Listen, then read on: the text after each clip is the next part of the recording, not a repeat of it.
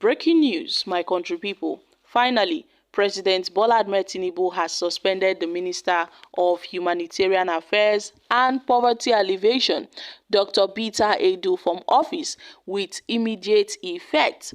Now, a statement by Tinubu's media aide, Ajuri Injila, on Monday said the suspension was in line with his vowed commitment to uphold the highest standards of integrity, transparency, and accountability in the management of Commonwealth of Nigerians. The president further directs the executive chairman of the Economic and the Financial Crimes Commission, EFCC, to conduct a thorough investigation into all aspects of the financial transactions involving the Federal Ministry of Humanitarian Affairs and Poverty Alleviation, as well as one or more agencies thereunder. Now, the suspended minister has been directed to hand over to the permanent secretary of the Federal Ministry of Humanitarian Affairs and Poverty Alleviation, and she is further directed by the president to fully cooperate with investigating authorities as they conduct their investigation.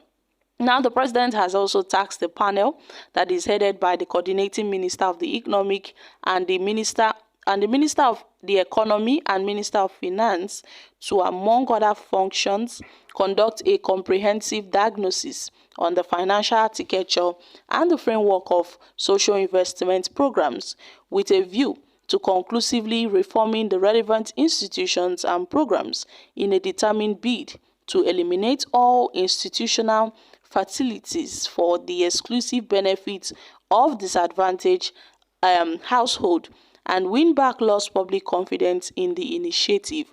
And these directives of the president will take with immediate effect, it said. And here we have it, my country people.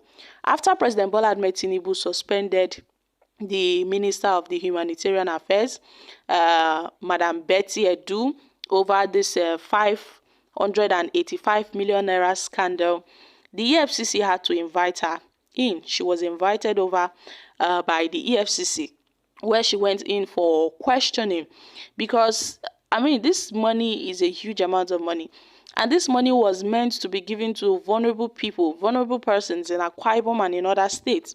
But then the EFCC, after her suspension, summoned her to their headquarters over this, scandal, where it was said that the money meant to go to these vulnerable persons.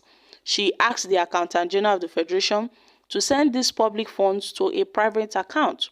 I mean, which has breached every it has really breached a lot of things in the sense that this is public funds. It is not meant to go into a private account. So a letter was obtained by some persons where it was said that this money was over 585 million naira. It was dated December 20th, 2023, was asked to be sent to a private account, and she signed it herself. Dr. Edu signed it herself. It was a mandate for a payment of grants for vulnerable groups in Akwa Ibom, in Cross River, in Lagos and Ogun State, respectively. But this money mysteriously went to a private account, and people started talking. How come a public fund is going to a private account? The fact that she did not deny it makes it more obvious that, there were ulterior motives in this move of hers. And then people started calling for a suspension. Finally, the president heeded the calls from a series of groups and Nigerians, suspended her from office pending the investigation on her. And after a suspension, an invitation was sent less than an hour. It seems that the EFCC was just waiting for her suspension.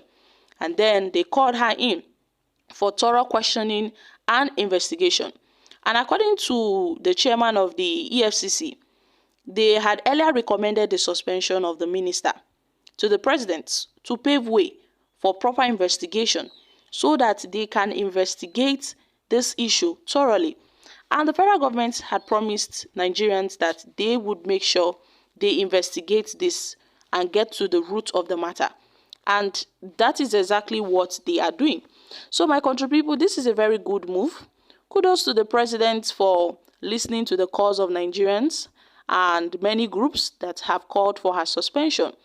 We need such, act of sanctioning to those found wanting in terms of criminality, fraud, embezzlement of public funds. It is really going on in Nigeria, and it has really gone out of hand. If care is not taken, people are going to go into public offices and do as they like, because at the end of the day they will feel, oh, they will get away with it. But if the government should continue in this pattern, well, those that are going into public offices would be mindful of how they do their things, because how can someone just all of a sudden, and I'm sure that this is not the first time she's doing this. Actually, her cup seems to be full when they caught her in this scandal. I'm definitely sure that this is not the first time, but I am quite certain that it is the last, because she is no longer in that position. And then the government should also be mindful. The government most times give grants to certain persons. They come online, make statements on how they want to reach out to the poor people. But at the end of the day, these people that these monies are meant to be given to, they don't get these monies. Okay, the government had promised earlier that they would make conditional cash transfer to how many million household? I think 12 million household. But up till date, Nigerians are yet to, receive these monies. And I'm sure the government must have disbursed these monies to some certain persons to be in charge of this disbursement of these funds. But till date, nobody has heard about, receiving conditional cash transfer from the federal government, which is really, really terrible. And something must be done about this. If not, the people will keep on suffering, and the government would say, oh, we've helped these people. Meanwhile, they have not received these monies. The help that is supposed to be given to the people, someone would be up there swallowing this money. And at the end of the day, they will say snake came and swallowed money, or rabbit came and swallowed money. It is really unfortunate that this thing keeps on occurring again and again and again. So guys, what are your thoughts on this?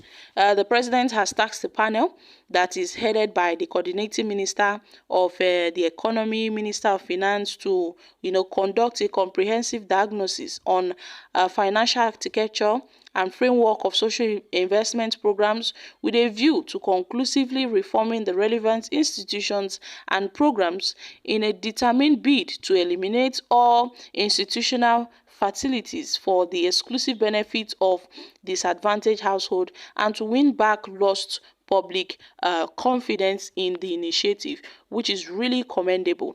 Guys, I'm dropping here. Kindly share your thoughts on this in the comment section. Thank you.